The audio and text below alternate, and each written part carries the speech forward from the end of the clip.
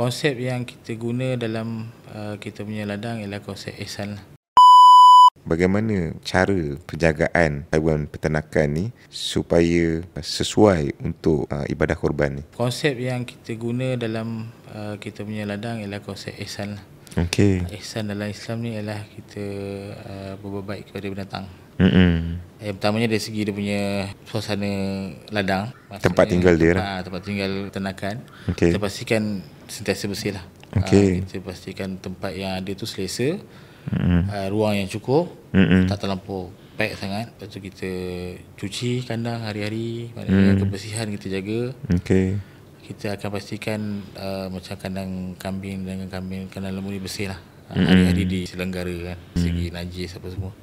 Kemudian makanan, kita akan bagi makanan yang bagus. Maksudnya dedak yang bagus, bukan kata dedak yang terlampau murah. Maksudnya dedak yang berkualiti lah, supaya hasil daging dia lebih cantik. Dari segi kesihatan pun kita pastikan ternakan kita akan dijagalah kesihatan. Maksudnya dari segi ubat-ubatan, dari segi vitamin, dari segi vaksin, kita akan pastikan semua ternakan kita dapat lah.